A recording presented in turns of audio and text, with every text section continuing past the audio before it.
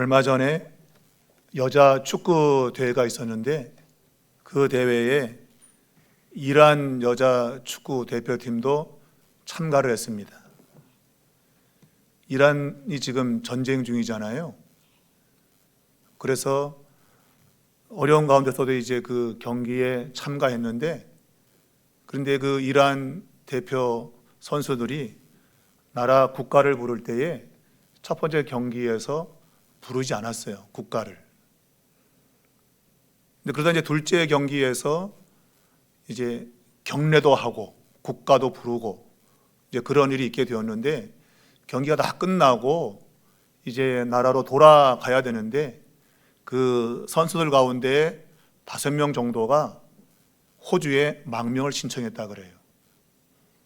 왜냐하면 그 국가를 부르지 않은 것 때문에 나라에 돌아가게 되면 보복을 당할, 그래서 사형을 당할 수 있다, 그러한 보도가 있었거든요. 그러니까 나라를 반대하는 그러한 일에 대해서 단호하게 조치를 취할 텐데, 그래서 많은 선수들이 갈등을 했다 그래요. 돌아가야 되느냐 아니면 망명해야 되는가. 그 가운데 5명이 이제 망명 신청을 했다 그래요. 그러니까 망명을 가도 남아있는 가족들이 위험을 당하겠지요. 그래서 많은 고민을 하다가 5명 정도가 망명을 신청했다 그럽니다.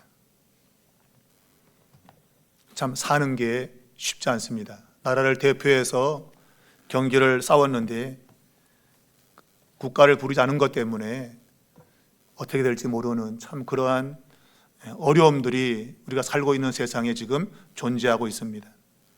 이 지구촌에는 여러 가지 심각한 문제들이 많이 있지만 그 가운데 가장 심각한 문제 중 하나는 바로 이 난민과 망명 신청자들에 대한 그 고통스러운 현실이에요. 그러니까 이런 전쟁이 벌어지게 되면 그것 때문에 난민이 발생을 하고, 또한 그것 때문에 망명을 신청하는 사람들이 있는데 그들이 실제로 그것 때문에 겪는 고통이 어마어마한 것이죠. 망명을 한다 할지라도 그곳에 가서 사는 게 결코 쉽지가 않습니다. 또 난민이 되면 이리 떠돌고 저리 떠돌고 참 그 삶은 고통 그 자체인 거예요. 우리가 집에 있다고 하는 것만큼 편안한 것이 없죠. 여러분도 말하지만 집 떠나면 고생이다. 집을 떠나보면 참 고생스러운 겁니다. 그래서 밖에서 고생하다가도 집에 들어오면 평안을 누리는 거예요. 아, 쉴 곳에 왔다, 그런 마음이 들기 때문입니다.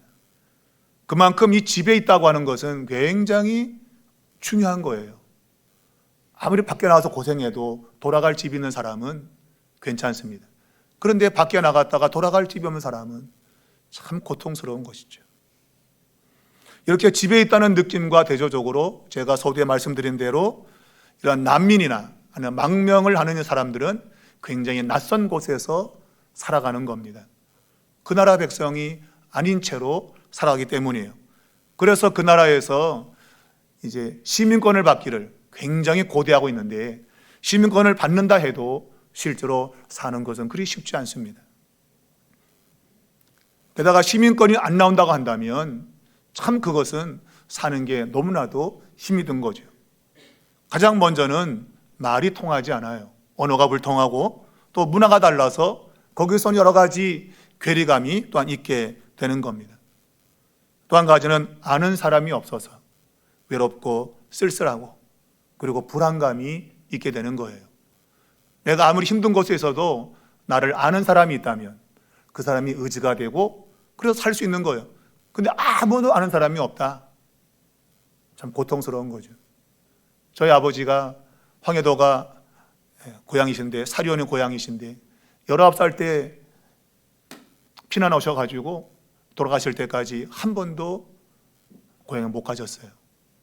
저는 그것을 제가 곁에서 봤잖아요. 그 외로움과 고독함과 쓸쓸함,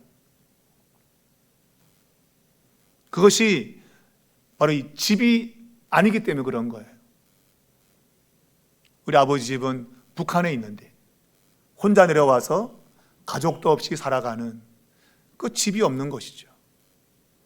오늘 이 사도 바울은 에베소서를 통해서 이런 두 가지의 경험을 대조적으로 우리에게 소개해 놓고 있습니다. 집에 있느냐, 낯선 곳에 있느냐, 이 두 가지를 대조적으로 우리에게 소개해 놓고 있으면서 우리가 놀라운 소식을 전해주는 거죠. 말하자면 낯선 곳에 있는 외부인처럼, 타인처럼 살던 삶에서 이제는 집이 있는, 가족으로 사는 삶이 되었다고 하는 것을 우리에게 말하고 있어요. 오늘 본문을 보면 너희는 더 이상 외인이 아니요 나그네도 아니다. 오직 성도들과 동일한 시민이요 하나님의 권속이라라고 말하고 있습니다. 제가 말씀드리지만 지금 문명이 발달하고 야 무슨 어려움이 있겠어라고 말하지만 지구촌 곳곳에는 거할 것이 없어서 떠도는 사람들이 있더라 말이에요. 아무리 문명이 발전해도 이러한 고통이 있는 것이 현실입니다.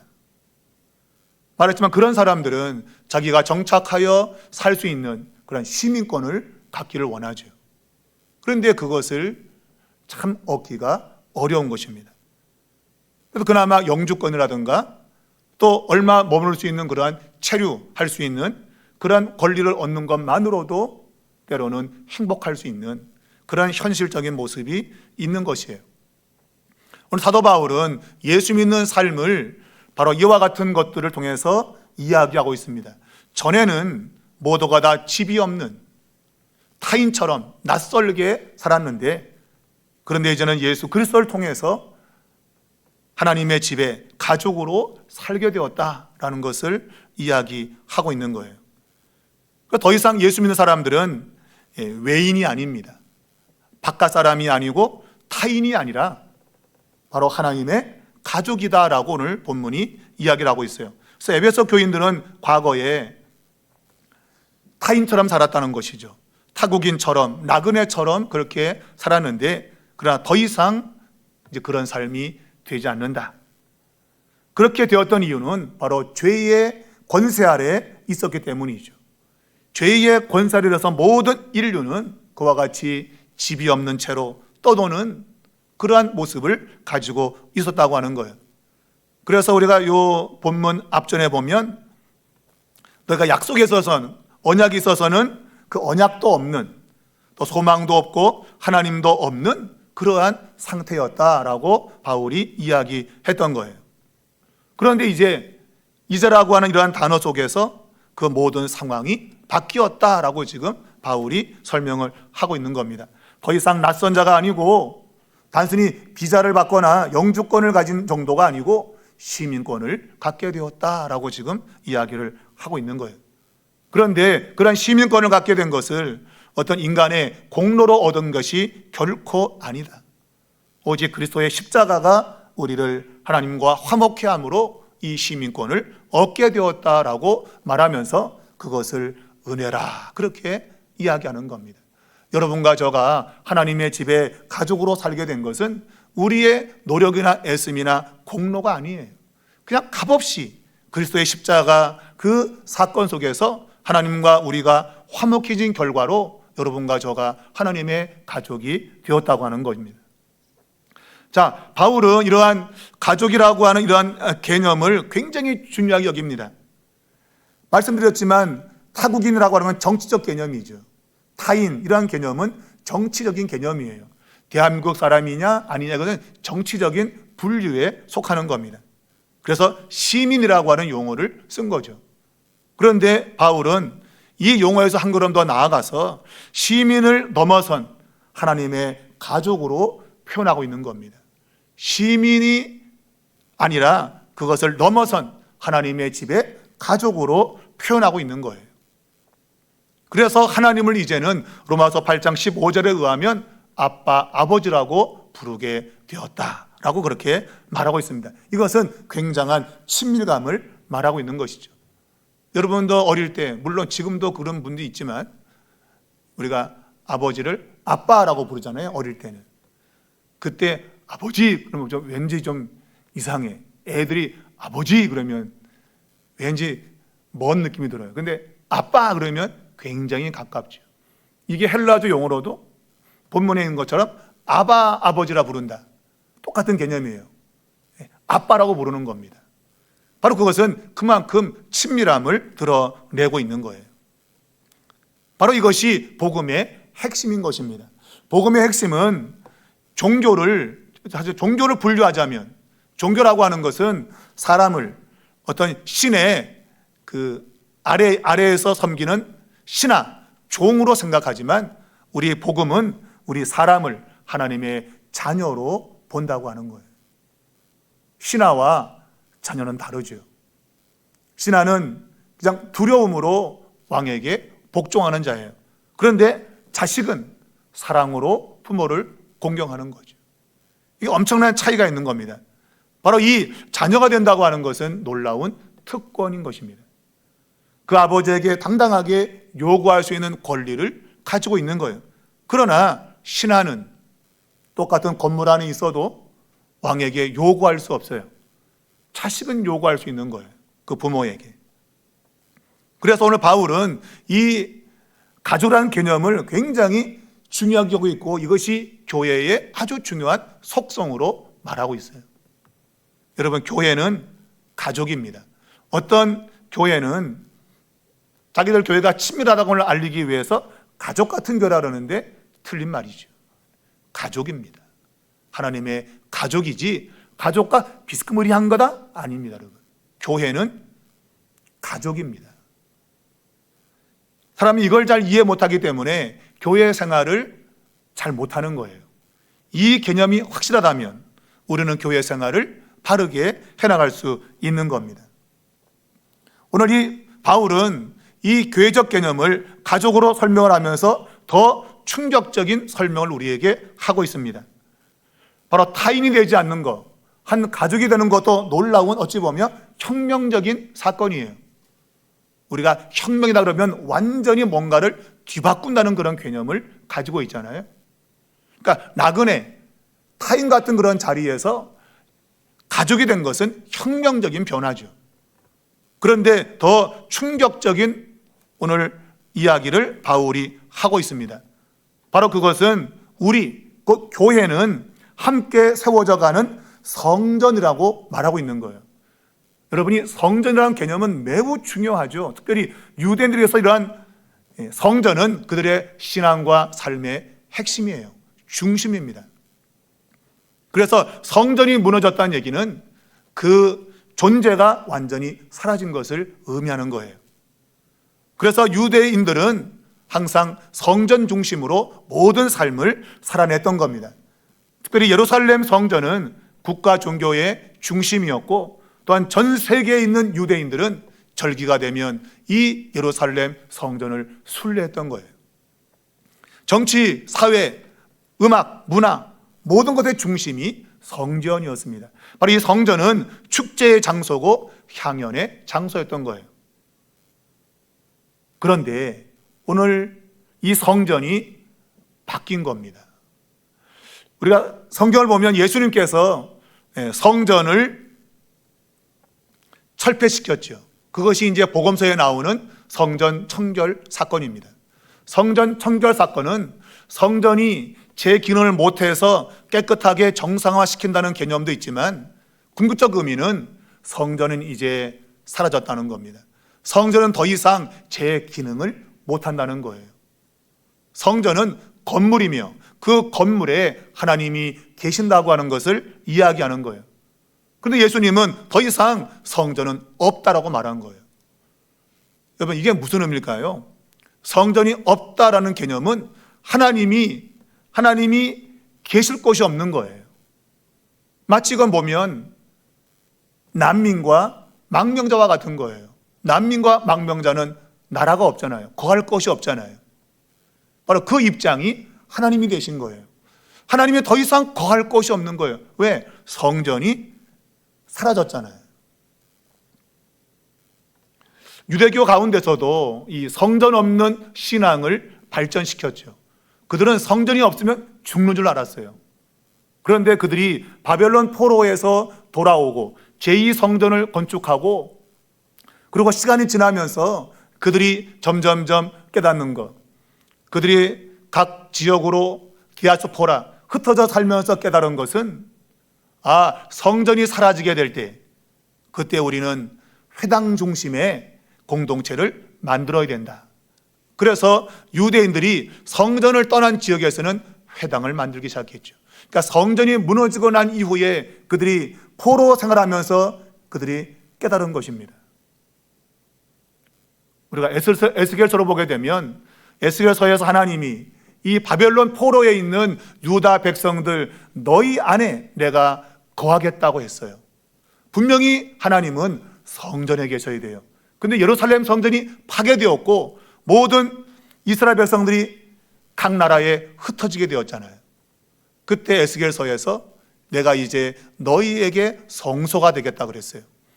그러니까 이제는 이스라엘 백성들 그 안에 하나님이 거하시며 새로운 성전을 만드신 거예요. 결국 이것이 이제 오늘날 교회로 연결된 거죠. 유대인들이 가는 곳곳마다 그들은 10명이 모이면 회당을 건립을 했어요. 여러분, 회당이라고 하는 것은 물론 외형적으로는 사람들이 모이는 장소를 가리킵니다. 그러나 본질적 의미는 그들에게 있어서 성전만이 하나님이 거하는 곳이에요. 근데 이제는 장소의 개념이 아니라 하나님의 백성들이 모이는 그 모임 자체를 이제는 성전으로 규정짓기 시작했던 거예요. 그래서 예수님이 오셔서 그것을 이제 성전 청결 사건으로 완전하게 규정하신 것이죠. 이제 하나님은 건물에 계시지 않아요. 우리 삼일교회 이 건물에 하나님이 계신 거 아닙니다. 여러분 자꾸 재단에 나온다 그런 용어를 쓰는데 성경적이 아닙니다. 우리는 이 자리에 나오는 것을 하나님께 나온다고 표현을 하는데 그것이 건물에 나오는 것이 돼서는 안 돼요. 그 표현은 내가 지금 공동체 안에 옵니다라는 표현이 되어야 되는 게 정확한 표현이에요. 그게 성경적입니다. 그러나 아직까지 많은 사람들이 건물에 나오는 것을 하나님께 나온다고 생각해요. 빨리 여러분 그 생각을 바꾸셔야 돼요. 이제 교회는 참된 성전입니다. 하나님이 계신 곳입니다. 건물이 아니라 사람 속에 계신 거예요. 여러분 이것을 제대로 이해한다면 공동체의 중요성을 깨닫게 돼요. 너가 없으면 내가 없겠구나. 너가 없어도 교회 건물이 있으니까 난 있을 거야? 틀린 겁니다, 여러분. 너가 없으면 나도 없다. 이런 생각이 들어야 비로소 교회의 본 모습을 가지게 되는 것입니다. 여러분, 교회의 건물은 더 이상 성전이 아니에요. 여러분이 생각을 빨리 정리하셔야 됩니다. 그래서 이 예루살렘 성전 자체가 예수님께서 청결 사건을 통해서 철폐해버렸습니다. 더 이상 건물은 이제 하나님이 거하는 장소가 아닌 거예요. 이제는 하나님을 믿는 자들, 특별히 예수 그리스도를 믿는 자들, 그 사람들 속에 하나님이 거하시겠다고 이제 말씀한 거예요. 난민이나 아니면 망명자들은 자기가 있을 것을 만들지 못해요. 그 나라에서 허락해야만이 거기 살 수가 있어요. 근데 우리 하나님은 이 성전이 사라지면 하나님은 새로운 성전을 만들 수 있어요. 바로 그것이 예수 믿는 사람들로 구성되어진 교회를 하나님이 성전 삼으신 겁니다. 그래서 이 자리에 예배드리는 이 공동체, 이것이 삼일교회요 성전인 것입니다. 여러분 이것을 제대로 이해하셔야 신앙생활에 있어서 올바른 길을 걷게 되는 거예요. 자, 오늘 이 성전의 개념을 함께 세워져 간다는 그런 말로 바울이 표현하고 있습니다. 함께 세워져 간다. 그래서 이 함께라고 하는 이 용어가 매우 중요한데 여기서 너희가 서로 연결되어 간다는 그런 용어를 사용하고 있어요. 서로 연결하여. 이 연결된다는 말이 헬라어 단어로 신 아르모로 구메데라고 하는 단어인데 항상 헬라어 앞에 신이 들어가게 되면 함께라는 의미를 가져요. 신. 그래서 시나고게, 이게 회당이거든요. 시나고게. 그러니까 이 SYN자가 앞에 붙게 되어지면 함께라고 하는 그런 의미가 부여되기 시작해요. 그러니까 이 공동체는 함께 연결되는 겁니다. 그러니 누가 하나 없으면 연결이 안 되기 때문에 교회가 안 되는 거예요. 반드시 누군가가 있어야 돼요. 그래서 함께 교회는 지어져 가는 겁니다. 그러니 여러분 옆에 있는 그 사람이 매우 중요한 사람이에요. 그 사람이 없으면 교회가 안 된단 말이에요, 교회가. 근데 우리는 너 하나 없어도 교회가 된다고 생각해요. 절대 그렇지 않아요, 여러분. 교회는 함께 지어져 가는 공동체예요. 그래서 여러분이 오늘 이 말씀을 듣고 난 이후에는 옆에 있는 지체를 소중히 여기셔야 돼요. 야, 너가 없으면 내가 없어. 이걸 분명히 인식해야 돼요, 여러분. 그러면 나는 그를 섬길 수 있는 거죠. 그가 잘 돼야 나도 잘 되는 거예요. 왜? 그와 내가 함께 연결됐기 때문에 그래요. 우리 몸 가운데도 어느 한 군데가 아프면 몸 전체가 아프지 않습니까? 왜 그래요? 연결되어 있어서 그래요. 연결되어 있어서. 우리가 팔이 없거나 다리가 없으면 의수나 의족을 만들어요. 외형적으로 볼 때는 붙어 있는 것 같아요. 그런데 거기를 때려보면 몸이 안 아파요. 왜? 연결되어 있지 않기 때문에 그래요. 분명히 겉에는 분명히 같이 있는 것 같은데 때려보면 안 아픕니다. 그런데 여러분이 다리가 보기 싫다고 해서 여러분 다리를 때려보세요. 굉장히 아픕니다, 여러분. 왜 그래요? 연결돼서 그래요. 이 몸 전체가 연결되기 때문에 어느 한 구석에 조금만 충격이 와도 고통으로 다가오는 거예요. 그게 여러분 교회의 본질인 겁니다. 옆에 있는 누군가가 아프면 나도 아파야 돼요. 이런 게 여러분 전달되지 않으면 누군가가 떨어져 있는 거예요. 내가 떨어져 있든 이 사람이 떨어져 있든 그런 진단이 나오게 되는 것이죠. 오늘 이러한 교회를 기초를 이야기하면서 사도들과 선지자들의 터 위에 세워졌다라고 말하고 있습니다. 이것은 사도들과 선지자들이 가르쳐준 말씀, 진리죠. 그 진리 위에 교회는 세워지는 겁니다. 교회는 말씀에 세워지는 것이지 어떤 인간의 경험이나 지식에 의해서 세워지는 게 아닙니다. 오직 하나님의 말씀에 의해서만 교회가 세워지도록 그렇게 되어 있는 거예요. 또한 이 교회는 그리스도께서 모퉁이 돌이 되셨다라고 말하고 있습니다. 건물을 지을 때 바로 이 모퉁이 돌이 필요한 거예요. 바로 기초석입니다. 다른 말로는 머릿돌이라고 말하는데 이것은 시편 118편 22절의 말씀을 바울이 인용한 겁니다. 거기에 보면 건축자가 버린 돌이 집 모퉁이 머릿돌이 되었나니 그랬습니다. 사람들이 버린 돌로 가장 그 건물의 중요한 기초를 잡는 도구로 썼다는 말이에요. 사람들이 예수님을 버리셨습니다. 그 버린 그 돌로 우리 하나님은 교회의 가장 중요한 모퉁이 돌로 삼았다고 하는 거예요. 건물에서도 이 기초돌이 없다면 그 건물은 제대로 지어지지 않습니다. 방향과 모든 위치를 정하는 것이 기초석이고 모퉁이 돌이며 머릿돌이기 때문에 그래요. 그래서 우리는 늘 그리스도 중심으로 우리는 교회 생활을 해나가야 되는 겁니다. 그리스도가 빠지게 된다면 교회는 옳은 길로 갈 수가 없다 하는 것을 반드시 기억해야만 됩니다. 그래서 우리의 모든 기준은 예수 그리스도가 되어야 돼요. 그분이 삶의 표준입니다. 그래서 늘 그리스도 중심으로 사고하고 생각하고 행동해야 됩니다. 주님이 내처라면 이럴 때 어떻게 하셨을까? 이래야지 내 감정, 누구의 말 그것이 기준되면 나쁘게 말하면 개판되는 겁니다. 개판. 인생도 무너지게 되고 모든 게 무너져요. 오직 그리스도가 중심이 되면 견고하게 서가는 것이며 무엇보다도 교회는 그리스도 중심이 되어야 되는 것입니다. 우리 교회가 그리스도가 중심되는 그러한 교회가 될 수 있기를 주의 이름으로 축복합니다. 그리고 본문을 보면 함께 지어져 가는 것과 자라간다라고 이제 이렇게 표현되어 있습니다. 곧 교회는 지속적인 성장이 이루어지는 그러한 곳임을 우리에게 이야기하고 있고 그 모든 역사는 바로 성령 안에서 이루어지는 것이라고 말하고 있습니다. 여러분 굉장히 중요한 이야기를 지금 바울이 하는 겁니다. 여러분과 저 열심으로 교회를 섬깁니다. 지체를 섬기고 그리고 공동체를 섬길 겁니다. 그런데 그것이 온전하게 자라가기 위해서는 인간의 힘으로 되는 게 아니라는 거죠. 성령 안에서 하나님이 임재해야만이 정상적인 교회로 나간다는 겁니다. 곧 우리의 정체성은 성령 안에서 규정되는 겁니다. 우리가 아무리 잘나도 성령 밖에 있으면 옳은 교회를 구성할 수 없어요. 그래서 이 성령이라고 하는 것은 교회를 온전하게 구성하는 완전히 핵심적인 그런 부분인 것입니다. 우리가 구약 성경에는 성막이나 성전에 하나님이 거하시는 걸 너무 잘 알고 있죠. 그러면 지금은 교회에 주님이 임재하시는데 그 교회는 바로 성령을 통해서 이루어지는 겁니다. 그래서 오순절날 성령의 강림으로 인해서 교회는 시작된 겁니다. 그 성령이 오지 않으면 교회는 시작될 수 없어요. 성령이 오심으로 교회는 시작되었단 말입니다.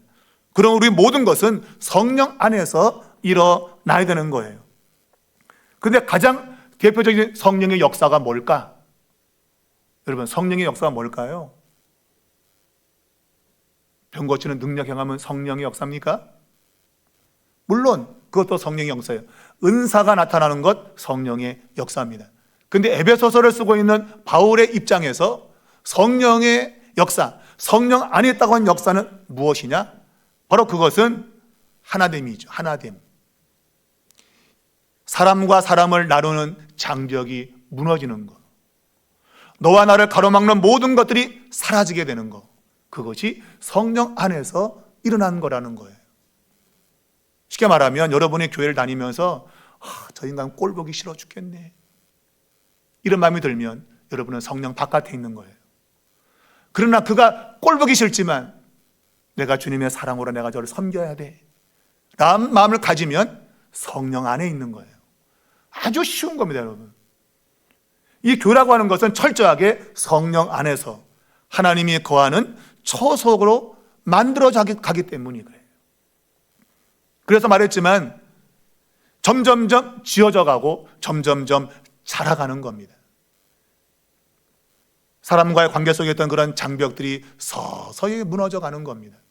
내가 전에 저 인간 꼴 보기 싫었는데 말씀과 기도 안에서 성령의 역사로 말미암아 그를 내 마음에 품을 수 있게 되고 그를 용서하고 용납하는 사람으로 변해가는 겁니다. 그것이 교회의 모습이라고 하는 것을 바울이 말하고 있는 겁니다. 더 이상 이제는 우리는 육체적인 구별을 하지 않습니다. 유대인, 이방인, 남자, 여자, 종, 자유인 구별이 없습니다. 모두가 그리스도 안에서 하나인 것이죠. 여러분, 이걸 여러분이 믿고 있다면 여러분은 정상적인 교회에 있는 거예요. 그런데 아니야, 우리 교회 안에 지금 이런 게 있어, 알게 모르게 이런 벽이 있어라고 한다면 그 교회는 정상적인 교회가 아닙니다. 바울은 한 성령 안에 있다면 한 몸을 구성하고 있는 것이고 몸은 연결이 있다고 말했잖아요. 그죠? 잘라져 있으면 더 이상 그건 몸을 이루는 게 아니에요. 그래서 우리는 철저하게 이 성령 안에서 하나 되기를 힘써야 되는 겁니다. 성령은 하나 되기를 힘쓰는 것입니다. 제가 오늘 새벽에도 설교했지만 예수님을 죽이려는 음모가 시행되고 있는데 그를 따르는 자들조차도 하나 되지 못하고 있죠. 서로를 비난하고 서로를 정죄하고 이런 모습이 있었던 거예요. 그런데 십자가를 통과하는 그 시점부터는, 성령이 오신 그 다음부터는 그런 것이 사라지게 되는 거예요. 여러분, 매우 중요한 것입니다. 여러분, 전에는 내가 내 생각과 판단 따라 사는데 성령이 역사하고 난 이후에는 하나님의 뜻을 따라서 나를 맞춰갈 수밖에 없어요. 그게 성령의 이끄심입니다. 그것이 여러분과 저가 구원받은 증거인 거예요. 성령 깨닫게 하시고 또 그 길을 걸어가도록 우리를 도우시는 분입니다. 여러분, 우리 삼일교회가 여기까지 오게 된 건 전적인 성령의 역사입니다. 많은 사람들이 애를 썼지만 그러나 결국은 성령이 교회를 유지하고 이끄시는 거예요. 앞으로 마찬가지입니다. 앞으로도 여러분, 어느 사람이 교회를 이끌지 않습니다. 성령이 하나 되게 하는 이러한 역사를 끊임없이 이룰 것이고, 교회는 이 땅에서 여러 가지 어려움 가운데서도 성령 안에서 하나 되는 모습으로 존재하게 될 것입니다. 우리 삼일교회가 앞으로도 더 하나 되는 모습을 보인다면 하나님은 더 크게 우리 교회를 사용하셔서 이 지역에서 많은 영혼들이 구원을 받는 이러한 역사를 이루게 하실 것입니다. 성경 고린도전서 3장 16절에는 말하기를 너희가 하나님의 성전인 것과 하나님의 성령이 너희 안에 거하시는 것을 알지 못하느냐. 여러분 안에 성령이 계시고 우리 공동체 안에 성령이 계십니다. 그 성령은 때를 따라 우리에게 간섭하시고 역사하십니다. 내가 하지 못할 때는 성령이 말할 수 없는 탄식하며 우리 위해서 기도하심으로 우리 교회가 더 건강하게 세워져 나가는 역사를 이루실 겁니다. 거기에 소망이 있는 거예요. 우리 자신의 소망이 없고 오직 성령의 역사 속에 하나님의 몸된 교회가 세워져 갈 것이다.